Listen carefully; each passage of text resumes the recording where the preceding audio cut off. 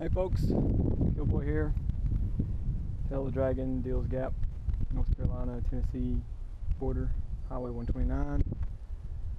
It's Sunday, April 21st. It's a little before 3 p.m. as opposed to a.m.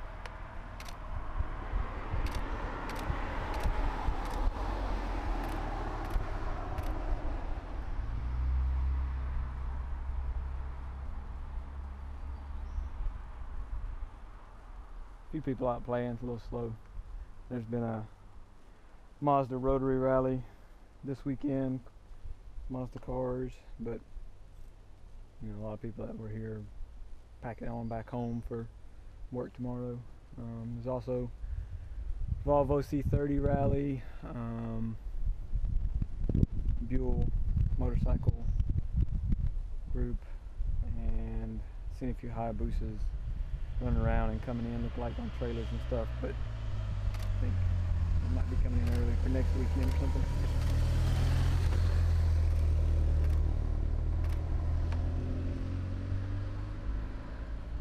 This is a shade tree turn, Tennessee. It's about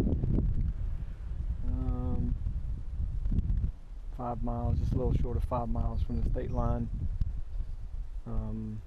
We call it shade tree because there used to be a giant shade tree right there in the middle of that open area there, and it was all leaning out over the road, and it finally fell a few years ago, fell across the road on a nice day like this. It just rained the day before and I guess softened it up.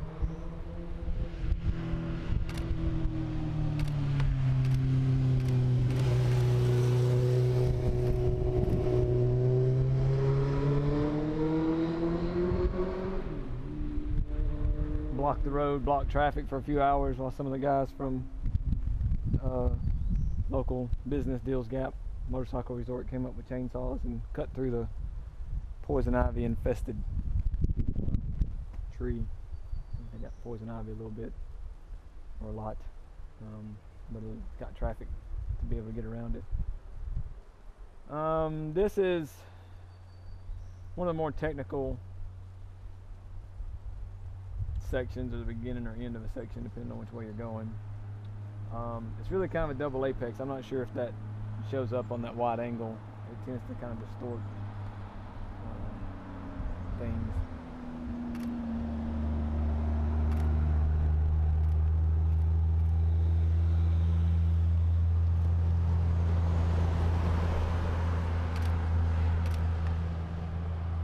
This is one of three sort of connected double apexes. I call them the triple doubles.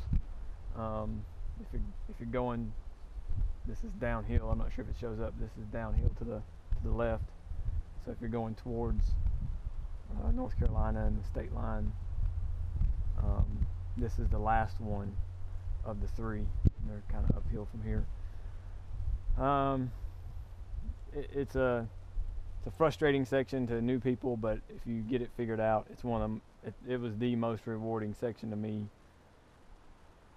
towards the end of figuring out this road, because if you get it right, it's really nice. It feels really, really good.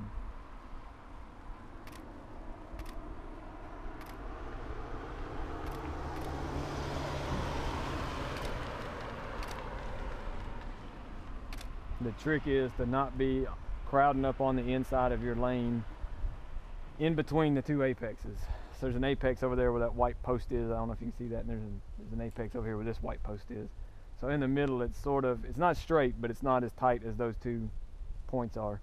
So, you turn in. If you turn in too late, you end up kind of hugging the inside, and then it tightens up on the exit, and you're all wrong. You need to be out wide, so you kind of clip that second apex. This isn't just a race thing now. This is everybody. Harley's just cruising through. You can get bit just as easy. This isn't about race lines. It's good to understand how a road affects your ride, and it can be on anything. I mean, you've got limits that you have to deal with on any kind of vehicle, but the limits are a little lower on the cruisers. Of course, you can't lean over as far, so you don't have to be going fast for turns like this to bite you. These are turns that'll get cruiser people just as quick as anybody. run out wide on the exit, and it's usually because they were set up wrong for that apex. So the trick is to actually, this is one of the few places that you can say this, is actually turn in a little early. And it's normally you don't want to do that because it makes you run wide on the exit of your turn. If you're running wide on the exits of your turns and you don't want to, it's probably because you turned in early. But on a double apex it works because you want to be wide on the exit of that turn so that you're set up right for the next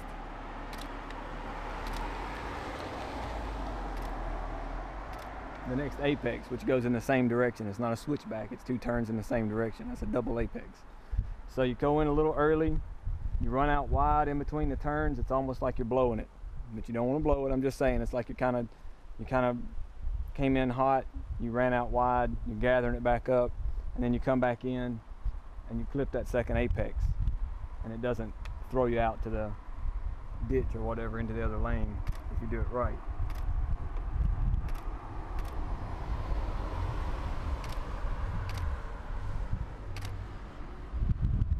You don't have to be going fast. This isn't about, you know, being the fastest thing out here. This is just a part of sort of dancing with the road.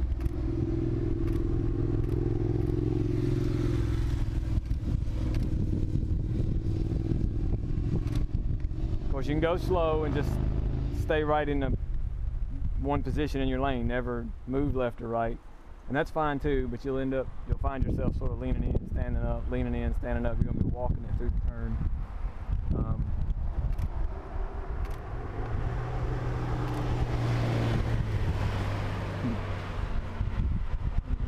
Camper thing on the back there, and that can be a little unsettling to the bike and to the rider too, to be, you know, making those constant adjustments, where if you do this right, you come through it real smooth. You make one input into the bike and you make one constant radius that kind of, you know, clips the inside, comes back out wide, clips the inside, goes back out wide. Nice constant radius all the way through here, but you're moving through your lane from side to side. Don't leave the lane, but you know, you can make this one smooth turn if you figure it out and do that right. So there's this one, and then you go up the hill around that turn. It's kind of a constant radius, long right-hander. We call it the never-ending turn.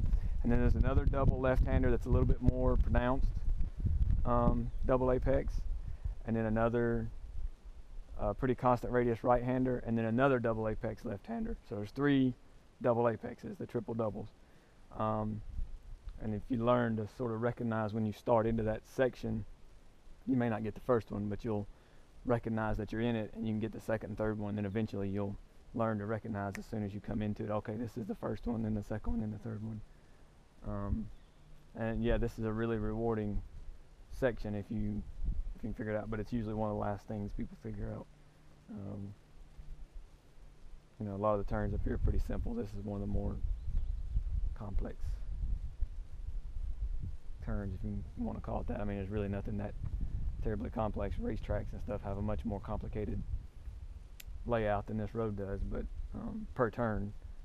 But this is one of the more complicated turns on this road. There's a couple of decreasing radiuses. Those of you not familiar with that, that's where the turn kind of tightens up, and if you go in the opposite direction, it opens up, and it's real easy because, you know, as soon as you go in, the road is opening up. You have no problem with the turn. But the ones where they tighten up, you go into it, it looks like you can take it pretty fast, and then it starts tightening up on you. Those are the ones that really hurt motorcyclists, because you can't really brake and turn at the same time that well. So you got to kind of get your braking done, and then once you've turned in, it's hard to do much more braking. The people on cruisers can brake a little more because they have more rearward weight bias, so you can use those rear brakes. If you're using the front brakes, they kind of upset the bike, and that's what most of the sportier bikes have to use, is the front brake.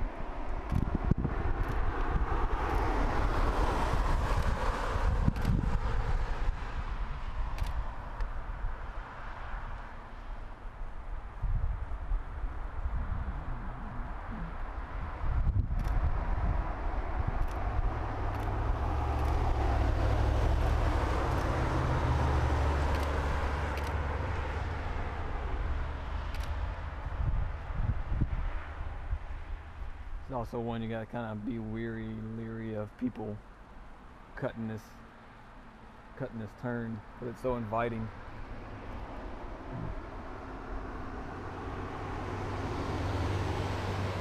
Since you can see through it so well, people tend to go where they're looking, and they end up driving straight across the second apex of the turn or whatever, going around the outside only, of course. Sometimes people cut the inside of that pull off right there, and of course that's just the worst place to be. Like I was saying, you want to come in early, be out wide, and then go back in early. Well, they'll turn in kind of late, and they end up eating up the inside of this radius, or this section between the two radiuses there, and they'll drive through that pull off area right there, and then they're all wrong for that tightened part over there, because it's really tight around that pole, but they're way on the inside where they should be way out here, and so they end up running wide on the exit of that real bad, because they're on the inside of that turn. And that's usually not sport bikes. We're talking usually slower moving people, cars and cruisers. That's what I'm saying. This isn't a race thing. This type of thing affects everybody out here, and there's nothing wrong with educating yourself on what they call race lines, but it's just a proper line through a turn, especially if you're on a motorcycle. You don't have as much wiggle room on cars, but you do have some.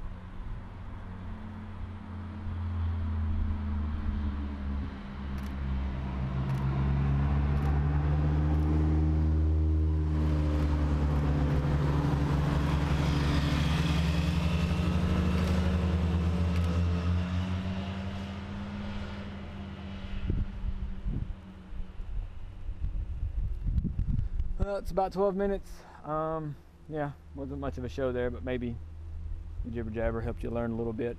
And we'll be back next week, I'm sure, for the next episode, the next 12 minutes.